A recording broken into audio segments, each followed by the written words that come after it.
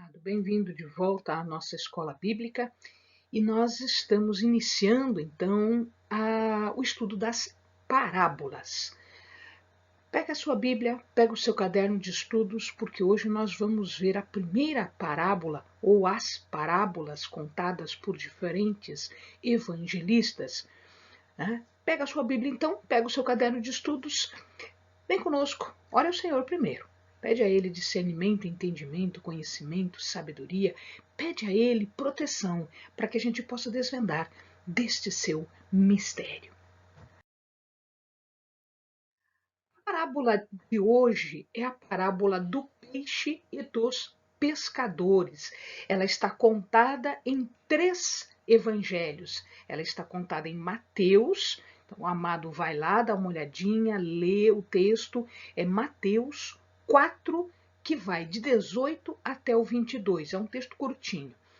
Em Marcos, é o primeiro capítulo de Marcos, do versículo 16 até o 20, também é curtinho.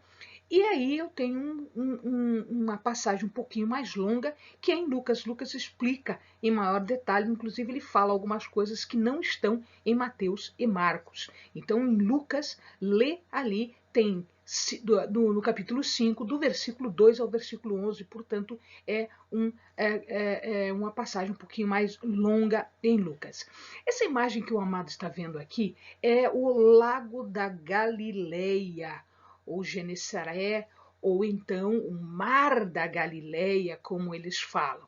Então, o amado está vendo aqui, é um lago bastante grande, que eles chamavam então de mar. E aqui em volta, todas as cidades. Claro que esta é uma foto atual, né? Mas ele não mudou muito desde a época antiga. Na verdade, apenas cresceu um pouquinho e se adaptou às modernidades. Mas o que eu quero chamar a atenção dos amados aqui é a passagem que está em Mateus 4, 18, 22, e em Marcos 1, 16, 20, e em Lucas 5, 2, 11. O convite de Jesus para aquelas pessoas e para nós hoje. Então, esse é o sentido da parábola. Vinde após mim, e eu vos farei pescadores de homens. Muito bem, quem eram as pessoas que estavam ouvindo Jesus falar? Na verdade, eles eram pescadores, eles eram um grupo de pessoas que trabalhavam com redes, eles faziam a pesca, como essa gravura está aqui mostrando. Eles estão aqui puxando as redes que eles lançaram a partir do convite de Jesus de ir mais profundamente e de fazer mais um lançamento das redes. Lembrem-se, era um conjunto de pessoas que não estavam numa escola. Eles não estavam na sinagoga, eles não eram de nenhum grupo especial.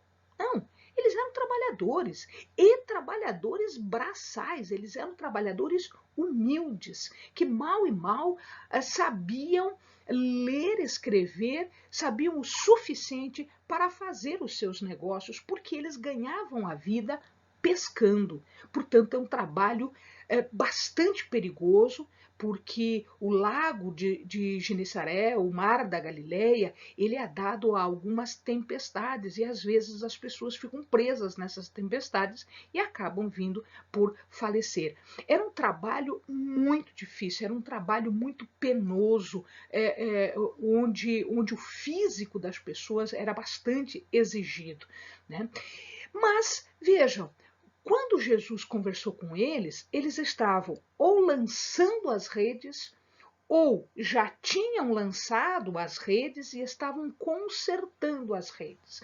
Porque, veja, eu preciso consertar o meu material de trabalho, eu preciso deixar o meu material de trabalho sempre pronto e sempre preparado para que eu possa vir a trabalhar no dia seguinte ou no momento seguinte. Portanto, eles eram pessoas zelosas. Eles, a rede rasgou, vou trocar a rede. Não, a rede rasgou, eu vou consertar a rede, eu vou arrumar a rede. Então eles eram pessoas que levavam muito a sério o seu trabalho. Eles eram trabalhadores zelosos, eles eram trabalhadores cuidadosos. E aqui, dependendo da passagem que o amado vai ver, nós vamos encontrar que ou eles tinham passado a noite toda pescando, como Pedro fala para Jesus, né, que ele passou a noite toda pescando, e aquela época eles faziam a pesca durante a noite, então existem particularidades que os pescadores sabem. Qual é o melhor horário para pescar? É de manhã? É à tarde? É à noite? É no meio do dia, quando o dia está quente? Então, eles tinham passado a noite, segundo Pedro, eles tinham passado a noite toda pescando e não tinham pescado, não tinham pego nada, absolutamente nada, né? Dá a impressão, por alguma passagem, dá a impressão que eles estavam iniciando o dia de trabalho, né? Que eles ainda estavam lançando redes, porque numa passagem ele fala que está lançando a rede. Eles estavam então na beirada do lago lançando a rede. E é quando Jesus, então, passando por ali, chama a atenção deles. Muito bem. E aí, quando ele chama a atenção deles, ele diz o seguinte: vem lá. Então ele sobe no barco de Pedro, provavelmente, ele sobe no barco de Pedro, e aqui alguns estudiosos acham que Pedro era conhecido, André era conhecido, João era conhecido, Tiago era conhecido, que eram irmãos, né, entre si. Então, Pedro e André, Tiago e João eram irmãos entre si. E eles faziam a mesma atividade. Alguns dizem que eles eram, inclusive, sócios no negócio. Então, o que acontece? Jesus entra no barco de um deles, provavelmente ele já conhecia, já eram conhecidos, né? E ele diz: não, vamos para águas profundas. Olha que lição aqui. Vamos para águas profundas. Quando eu estou falando de um ambiente espiritual, eu não estou falando de rasinho, eu não estou falando de apenas molhar a planta dos pés, eu estou falando de águas profundas. Águas profundas podem significar abundância do espírito? Pode ser entendida como uma abundância de espírito. Então, o que ele está fazendo aqui? O que ele está pedindo aqui? Ele está dizendo: vamos para a água profunda. Pedro fala assim gentilmente para Jesus: Jesus, eu já pesquei a noite inteira, eu sou pescador, eu vivo a minha vida inteira, eu faço isso. Você é carpinteiro, você entende do teu, eu entendo do meu. Mas Pedro se nega a fazer isso? Não. Sobre a palavra de Jesus, Pedro vai, Pedro faz então a pesca, ele vai para águas profundas. Veja que aqui deve existir uma confiança muito grande naquilo que Jesus está dizendo, apesar deles saberem: Jesus não é pescador, o que ele está querendo ensinar um pescador a pescar? Mas eles não falam isso. Então, eles mencionam esse fato, mas eles vão. Ou seja, eles obedecem, eles confiam na instrução de uma pessoa que tem o Espírito, eles sabem disso, que tem esse conhecimento espiritual, mas que não tem o conhecimento de pesca especificamente. Mas esse conhecimento especial, esse conhecimento das coisas, é suficiente para eles confiarem e, principalmente, para que eles obedeçam às instruções, às orientações que estavam sendo dadas. O resultado? O resultado nós vamos ver que foi uma abundância de pesca. Mas o que eles queriam? Eles queriam pescar. Este era o alvo. Então, o alvo aqui eram os peixes. Só que veja, na parábola, Jesus está ensinando uma coisa espiritual para eles, usando uma coisa real, que são os peixes. Ora, na realidade, como é que nós fazemos pesca? Na realidade, nós tiramos um peixe vivo de dentro da água e quando a gente tira esse peixe de dentro da água, esse peixe morre. Esse peixe morre porque ele não sabe respirar fora d'água, ele só sabe respirar dentro d'água. Mas aqui eu não estou falando especificamente na parábola, eu não estou falando especificamente o meu alvo, não é bem um peixe. O meu alvo são as pessoas que estavam mortas. Eu vou pescar homens, homens que estão mortos. Veja, agora eu faço um raciocínio inverso. Eu tiro o peixe vivo e ele morre. Eu tiro um homem do pecado que está morto e ele vive. Esse é o sentido. Então, na rede de Jesus, naquilo que eu estou utilizando como mensagem, ou aquele que é o exemplo, Jesus, eles vivem, ou seja, ao pescar eu vivifico a pessoa, eu torno vivo de uma forma real, de uma forma verdadeira, de uma forma espiritual, eu estou dando vida a esta pessoa. Através da pesca? Através da pesca. O mar aqui vai significar o mundo, vai significar todas as coisas. E como é que eu sei disso, Eleni? Eu posso usar uma outra passagem paralela em Mateus 13, 47, 48. Diz assim na palavra: igualmente o reino dos céus é semelhante, ou seja, é outra parábola, isso aqui é outra parábola, é semelhante a uma rede lançada ao mar, a qual apanha toda espécie de peixe. Estando ela cheia, puxam-na para a praia e, assentando-se, escolhem os bons para os cestos e os ruins, porém, lançam fora. Então, o que acontece aqui? Jesus está fazendo esta comparação entre os pescadores que tiram peixes da água e destes pescadores espirituais que tiram pecadores do mundo.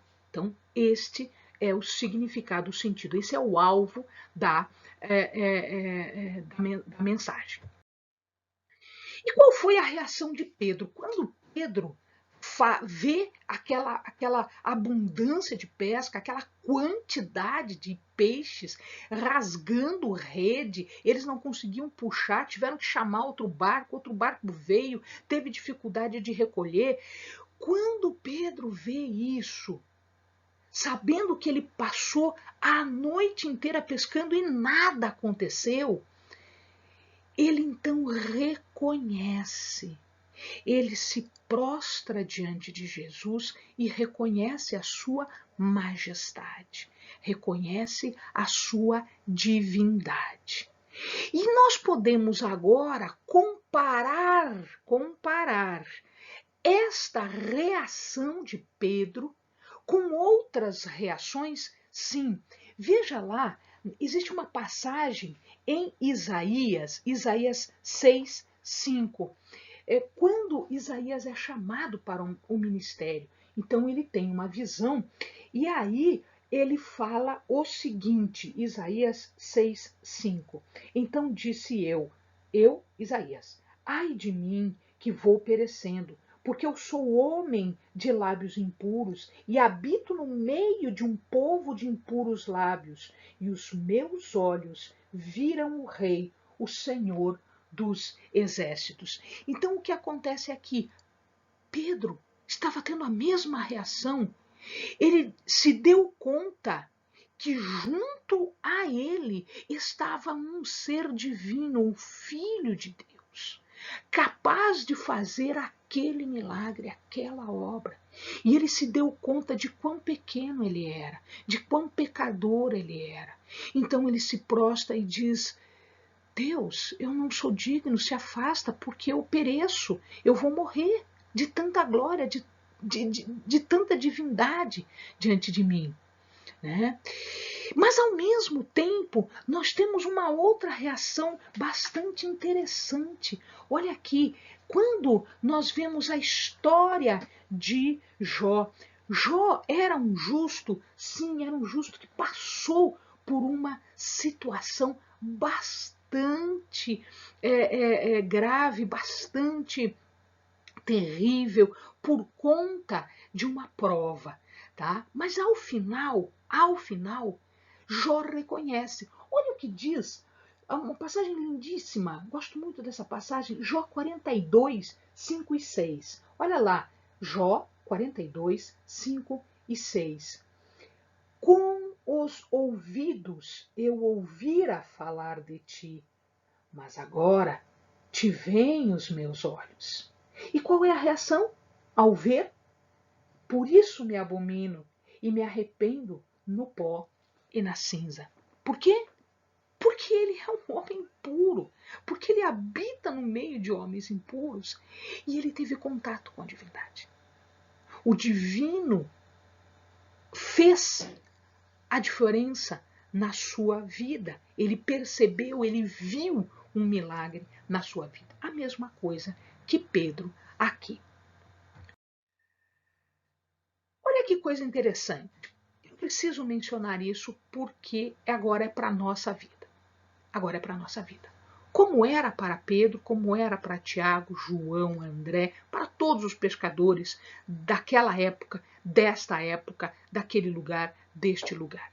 Para todos os pescadores de peixes e para todos os pescadores de homens.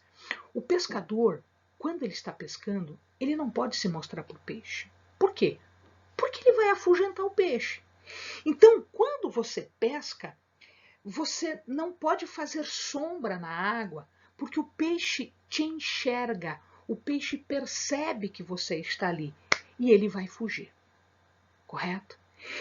Outra coisa, não é você que tem que aparecer, você tem que se esconder. Quem tem que aparecer? A isca tem que aparecer, a rede tem que aparecer. O peixe tem que ser atraído não pela tua sombra, porque a tua sombra vai espantar o peixe. Ele tem que ser atraído pela isca. Ele tem que ser atraído ou ele tem que ser pego pela rede. Mas, Eleni, o que é a rede? O que é a isca? Aqui, amado, a isca, em verdade, o que atrai o pecador é a mensagem de salvação. O que atrai as pessoas que estão mortas no mundo é a mensagem de vida. Isso a gente pode chamar de isca, fica meio forçado, mas é uma isca. Por quê? Porque nós somos atraídos, como nós fomos atraídos, os outros também serão atraídos por essa mensagem de salvação, por essa mensagem de redenção, por essa mensagem de vida. Então a rede é esta mensagem. A isca é essa mensagem. A isca, a rede, refletem Jesus, porque foi ele que trouxe a verdadeira mensagem, é ele que faz a obra, é ele que vivifica. Então, essa é a estratégia de pesca. Não é você. Não é você se mostrar. Ah, porque no meu... Não. A estratégia é Jesus. A estratégia é a mensagem de Jesus. Essa é a estratégia para o verdadeiro pescador. Amém? Quem nos faz pescadores? Eu não sou pescadora por mim, você não é pescadora por você, Pedro não era pescador por ele, Tiago, João, André, aqueles outros não eram pescadores por eles eram pescadores porque Jesus os fez pescadores, Cristo os fez pescadores. Veja, a mensagem diz: vinde após mim e eu vos farei pescadores de homens. Eu vou fazê-los pescadores de homens. Ninguém se faz sozinho. Por mais qualidade que você tenha, por mais capacidade que você tenha, Pedro passou a noite inteira tentando pescar e não conseguiu. Ele perdeu todo aquele tempo e não conseguiu fazer. Ah, será que Pedro não sabia pescar? Claro que ele sabia pescar, ele era um homem adulto, um homem já de idade, né? Ele devia ter aí os seus 30 anos, 30 e poucos anos, tá? Então por que ele não conseguia pescar? Porque ele precisava de algo mais. Este algo mais, esta capacitação capacitação especial é Deus que nos dá. À medida em que eu vou vivendo, Deus me dá experiências para que eu aprenda como fazer. Mas a capacitação é Deus que me dá. Porque eu faço isso com as qualidades que Deus vai me dando a partir do momento em que eu vou vivendo. Então, esta capacitação é dada por Cristo. Ele é que nos chama para isso, ele é que nos capacita para isso, tá? Seguir Jesus, vinde após mim. Como ele fala, vinde após mim? Seguir Jesus, ir junto com Jesus, é fazer como nesta imagem, nesta gravura, neste desenho ali. O que as pessoas estão fazendo? Eles estão em volta de Jesus. Naquela época, ir atrás de um rabino, de um mestre, como Jesus era chamado, Jesus era um mestre, um rabino, não de uma sinagoga, mas na prática, na vida, no dia a dia, né? O que acontecia é que as pessoas seguiam Jesus e eles ficavam o dia inteiro, 24 horas. Então eles comiam juntos, eles dormiam juntos, eles viajavam juntos, eles conversavam com as pessoas juntos, eles faziam tudo junto. Por quê? Porque o exemplo de vida de Cristo é que estava ensinando. Ele falava as coisas e à medida em que ele falava, as pessoas iam aprendendo, né? Então Jesus ia ensinando, eles iam aprendendo e eles iam convivendo. Então, esta comunhão com Cristo é importante. Eline, mas hoje Cristo não está entre nós. Ele está sim. Ele está assim. Ele está sob a forma da palavra, ele está sob a forma espiritual. O Espírito Santo está nos conduzindo, está nos capacitando, né? Então Cristo vai fazer isto ainda hoje. E esta comunhão com Cristo é importante para aquilo que nós fazemos hoje, para o nosso ministério hoje. Então, isso é muito importante. Se eu quero ter sucesso, eu preciso levar em consideração esta comunhão com Cristo, fazer parte desse círculo íntimo de Cristo. O resultado disso tudo é que agora eles não são mais pescadores de peixes, eles são pescadores de homens. E aqui nós vamos ter, amados, mais uma parábola, né? Que parábola é esta? É uma parábola que está em Salmos 78. Então, o que acontece em Salmos 78 o salmista está explicando o que aconteceu com Davi. Davi não era pescador, Davi era pastor de ovelhas. Deus o chama não para continuar pastor de ovelhas, mas para ser pastor de homens. Olha lá, Salmos 78, do 70 ao 72. Escolheu a Davi seu servo, e o tirou dos apriscos das ovelhas. Do cuidado das ovelhas pejadas o trouxe para ser o pastor de Jacó, seu povo, e de Israel, a sua herança. E Davi os apacentou segundo a integridade do seu coração, guiou-os com a perícia das suas mãos. Então Jesus aqui está chamando pessoas que sabem fazer pesca para pescar homens. Como Deus chamou Davi, uma pessoa que sabia cuidar de ovelhas, para cuidar das suas ovelhas, para cuidar de homens, ovelhas de Deus, tá? Então, eu tenho aqui mais um sentido agora desta parábola, amém? Vamos ver quais as lições, porque são mais de uma, né? A gente demorou um pouquinho aqui porque são mais de uma. Então, veja lá. Primeiro, para uma vida espiritual, eu preciso de Jesus, como Pedro precisou de Jesus, Tiago, João e André. Tá? Então, para que eu seja pescadora de homens, para que eu seja uma pastora de ovelhas, eu preciso de Jesus, eu preciso dos ensinamentos e da comunhão com Jesus. 2. nós precisamos ouvir. Então, uma coisa é ouvir, uma coisa é aceitar as instruções. Então, não só estar preparado para ouvir, porque eu posso estar preocupada com as coisas do mundo e não consigo ouvir as mensagens de Jesus. Então, uma coisa é ouvir as mensagens, outra coisa é atentar para elas, é receber, aceitar as instruções. Porque se eu faço conforme as instruções, eu vou ter redes cheias de peixes, rompendo-se de peixes, tá? O sucesso depende da confiança. Pedro havia pescado, mas não pescou nada. Agora, quando Jesus disse, vamos pescar, mas não era a hora de pescar, não era o lugar de pescar, sabe? Jesus não era um pescador, Jesus era o filho de um carpinteiro. Mas Pedro conhecia o valor espiritual. Pedro conhecia a divindade de Jesus. Então, ele disse, bom, mesmo que eu ache que não vá pescar nada, eu vou fazer.